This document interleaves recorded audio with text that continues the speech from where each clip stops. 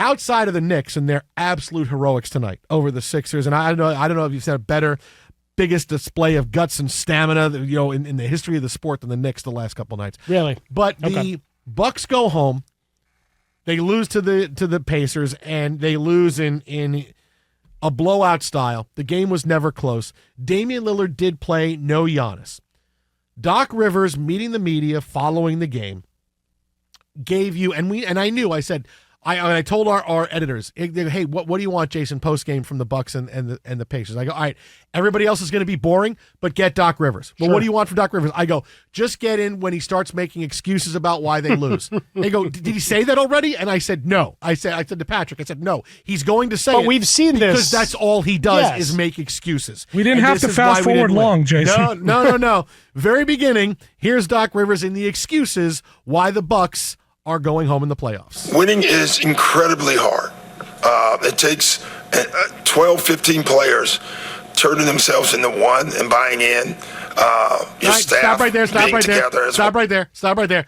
Winning is incredibly hard. I want you to know that you're all upset that we didn't win, but I want to tell you how hard it is. I mean, my goodness, it's hard to win. You don't know this, but it's hard to win. And then that little dig of getting 12 guys to buy in that he kind of goes right by. Getting 12 guys. It's a nice sneaky quote. You got to buy into me. That's it. I mean, first of all, what he's saying, it's hard to win. Thanks, because I've never watched a basketball game before. I don't know. I'm new to this thing you call the playoffs. What we finish the season, we keep playing?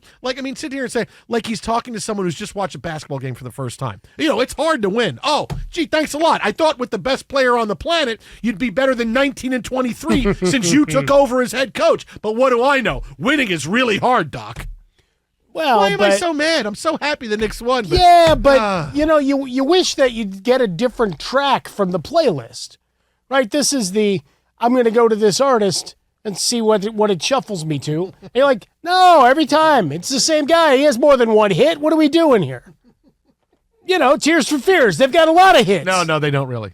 Stop. They do. No, they don't. They do. No, they don't. But you might get like 10 of them. Stop. You might get that same one served to you time and again. Yeah, even Tyshirt knows he doesn't have 10 songs. Maybe like 6.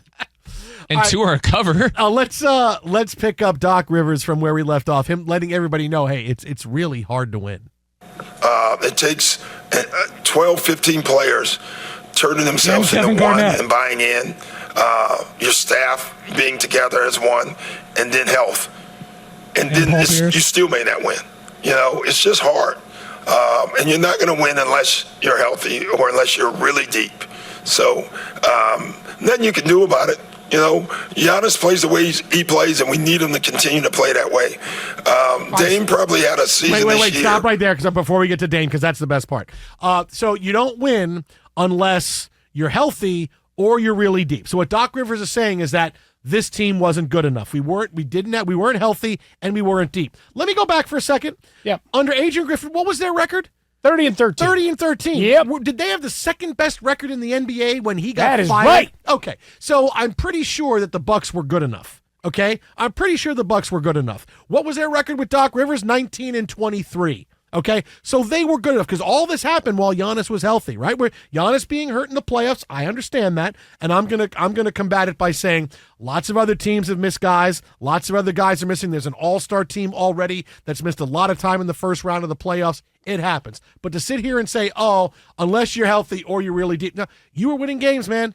You were the second best team in the NBA when you took over, and you had all these guys all the rest of the season, and you finished 19-23. But as you're doing this breakdown, and you do hey, this is hard, and I need everybody buying in, whatever. Bringing up Giannis at this point, there's no point. No, he didn't play. Remember, we had him. I mean, if we had him, we'd be in the finals. That's how it would go. Right, but talking about that's the way he plays, and what are you going to do? It's like. He's got nothing to do with where you're at in this moment. Hey, make sure when you ask me the question, make sure, hey, without Giannis, I want to make sure people know he didn't play. Hey, Doc. Yeah. How important would Giannis have been if theoretically he'd been able to play? That's a great question. That's a great question. If he had played, we're a normal team. We're winning. We're still playing. I mean, I'm coaching my ass off. We're doing great. But, hey, I thank you for your question. It's a great question. Great question. Is he one of the guys out of the 15 that you couldn't get to play the way you wanted to? I mean, if you want to do that, just go right at him. Come at him. Now, if that's he's a man. He's over 30. If that's not enough, okay, winning is hard. Remember, winning is hard. Winning is hard. Especially without KG, Paul Pierce, and Ray Allen. It is really and Rondo. It's really hard. Who was really damn good in that and playoff Kendrick run. Perkins. When you only have one Hall of Famer instead of 3, it's a lot more difficult to win, man. I'm telling you. No, he's got 2. When you can, Dame's going to be a Hall of Fame. yeah, okay. It's the All right, basketball Hall of Fame, He'll go to the buddy. Hall. You're probably right. Damian Lillard. Obi Toppin's going to be in the Hall of Fame after next week. Look at that. Ex-Nick, now good. Winning is hard. And you don't win if you're healthy or deep. Meanwhile, when you had Giannis, you were terrible, and the team was good before then. But now, Damian Lillard, who was supposed to be the big addition to this team, coming in, was supposed to be great and help a lot, didn't go the way he wanted. Now, why didn't the season go the way Damian Lillard wanted? We'll have our thoughts, but Doc thinks he hits it right on the head with why Damian Lillard had such a tough year.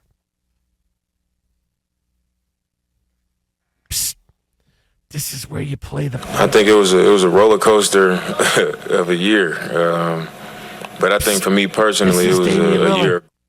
Alex Teichert, that's an epic fail. That's a fail. Jason, what would you like? Instead of trying to find the rest of the Tears for Fears songs I'm still at 4. and the 2 covers, Well, and all 2 remixes, too.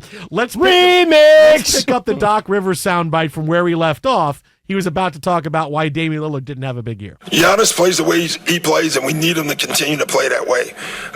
Dame probably had a season this year where he never really could get in the right condition that he wanted because he didn't know where he was going all summer, and so he couldn't work out. Oh, my God. I mean, really? Really? Dame didn't have the year he wanted because he didn't know where he was going, so he couldn't work out. What does that mean? You can't work out? You have a team yet? No. You want to go to the gym? Nope. Going to play video games. Why? I don't have a team. Why should I go work out? I couldn't work out. I couldn't get in game shape.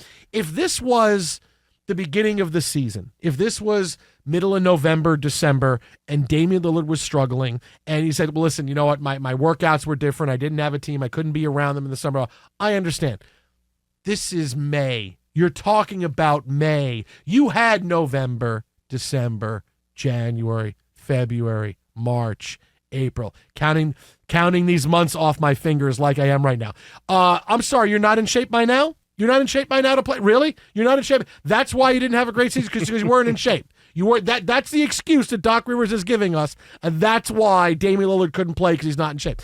This should be the end of Doc Rivers' coaching career. This should be where the Bucks go, wow, we were really terrific. Thought you'd take us to the next level, and boy, were we bad. I know Giannis is hurt, but wow, we can't run this back again. And this should be where everybody understands, okay, Doc Rivers should be on TV, and that's where he finishes his days the rest of the way. Yeah, but after that explanation, I don't want him explaining the game to me.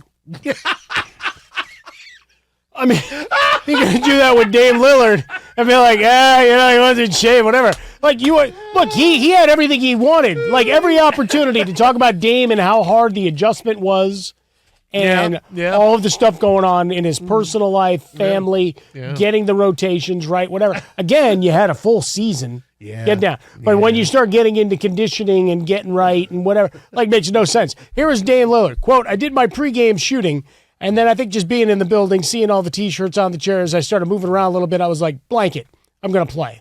Let's do this. There's no guarantees that we're going to make it back home, and I want to be out there, so that was it. Look, I give him a lot of credit for playing, right? Yeah. Playing tonight when he was injured and when he was hurt is different than Doc saying he hasn't been in shape. No, 100%. I can't get in shape. No. Over 10 months, I can't get in shape. Nope, can't get in shape. 10 months? No, can't do it. Look, Sorry. You can owe to a lot of the psychological that might have hampered him at times during the year, but not in your exit interview.